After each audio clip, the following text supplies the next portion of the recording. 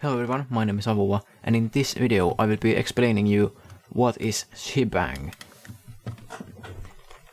in Unix-based systems and Unix-like operating systems, such as GNU+Linux. Right, so here we have the shell script file.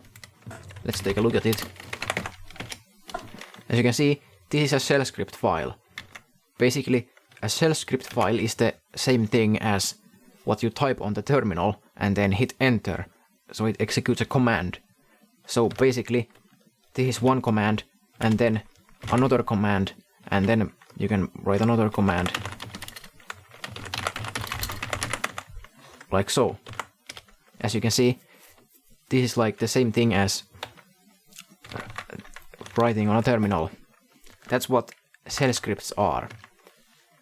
This specifically here, this part of the shell script file is the SheBang. As you can see, it has the hash sign, then the exclamation mark, then /bin/sh. What this means is that when you execute the file, so let's first give it permission to be executed.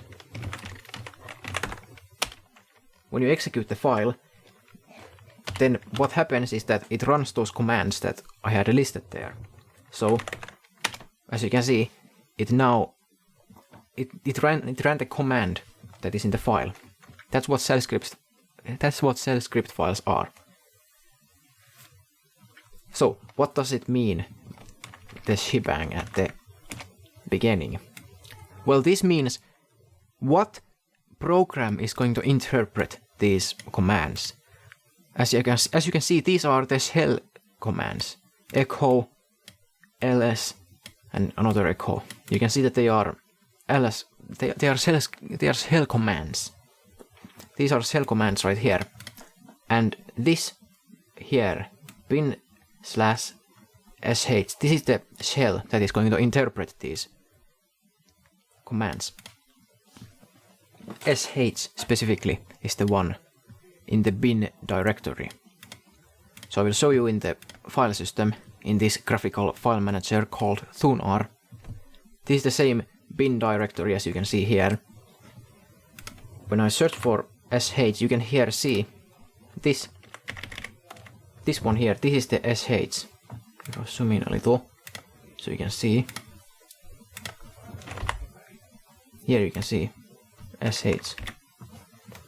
That's the file that is being ran when executing this script file. When you execute this script file, it runs this program sh here, and then the sh is going to read these commands here and execute them. So sh, this is the program. But sh itself is not actually a program, it is a link, as you can see this link icon here in thunar. When I go to the properties and I look at this, you can see that the link target is dash. So the actual shell that is being used is actually dash. sh itself here is not a shell, it's a link to a shell called dash. In this case, there are different shells you can use. Dash is typically used, at least in Debian-based operating systems, as far as I'm aware, and this is Pure OS, the distribution that I'm using right now. It's based on Debian. Dash is a shell, a POSIX-compliant shell. It's one of many shells. There are many shells, you might have some different shell. In any case, the sh, it is supposed to be linked to a POSIX-compliant shell. Most likely for you it is, and if it isn't, well then your distribution is bad. Because the sh is supposed to be linked to a POSIX-compliant shell.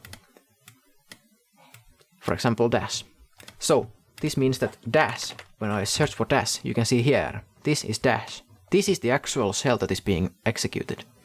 So when this program here, the shell script, when the SheBang calls for bin/sh, it calls for the sh, and then sh is a link to dash, and then dash is the actual program that is being executed. Dash will be the one to read the rest of the program. These commands, they will be all executed by dash. Which means that if you write POSIX incompliant code here, let's say just put in a bunch of chunk characters, like so, and then try to execute it, you can see that it doesn't know what to do with it. Because this is not a POSIX compliant command, as you can see. Right? It is not a POSIX compliant command, so it doesn't know what to do with it. Because the dash doesn't know how to read this chunk that I just wrote in. So these have to be POSIX compliant commands. But sh is not the only shell you can use. Alternatively, you can write in bash, which stands for the Bourne again shell, which is the GNU shell, the GNU operating system.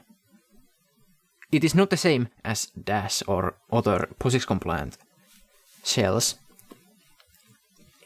It is POSIX compliant also, as far as I'm aware, but it's a different shell.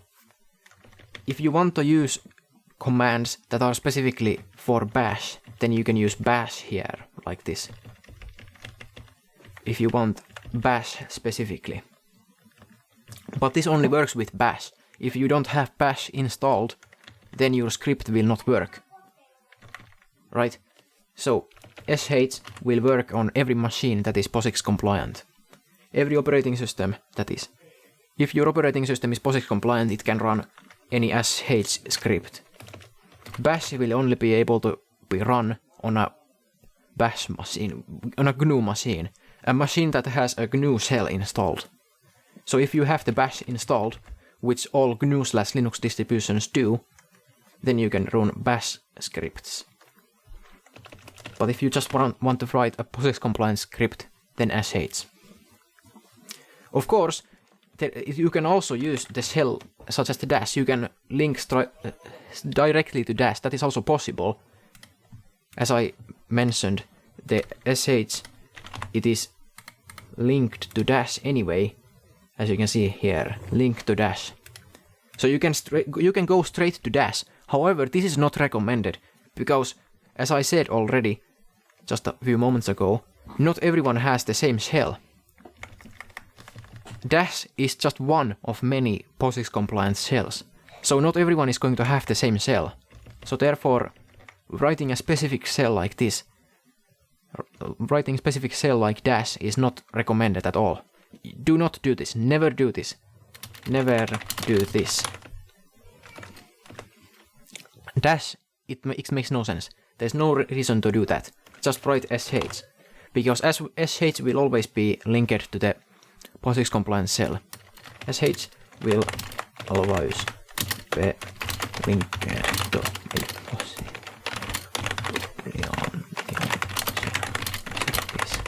Right, I'm just writing these down also, so that any viewers of this video who might not have audio, they can also know what I'm saying. Bash is for GNU scripts. If there's anyone watching this video who has no audio. So that's what you do. But, of course, as I will now demonstrate to you, as you have actually already, you might have already seen, here is a Python file. And that is no accident. If we take a look at the Python file, so let's use the nano again, Python. Here you can also see that this is also a SheBang, as you can see here. This is the same SheBang, except it's Python 3 this time. It's no longer a Unix shell like it was before. This is a Python shell. Right? Or Python interpreter, whatever you want to call it. This is bin/python 3. And as you can see here, this command is a Python command. So, what happens when we execute it? Let's also give this the permission to be executed.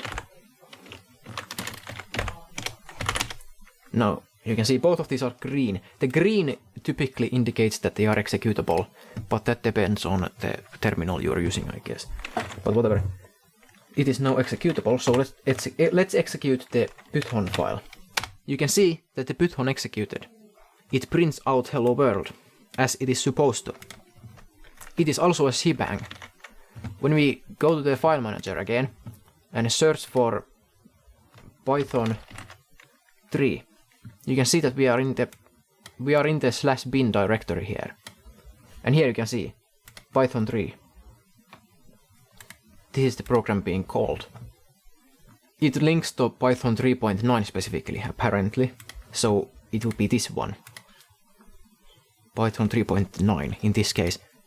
Regardless, you can see that it's the Python 3, it is also in the bin directory, similarly as the sh and dash is also here. The bash is here, of course. I may have forgot to mention that bash is also here, but it is, you would have seen it in the script, but I didn't demonstrate it here. Here the bash is as well. So yeah, Python 3. Of course, you can also write the Python 3.9 specifically as well. So if I go here, I can actually write also the 3.9 if I want to specifically specify that it's a Python 3.9 script.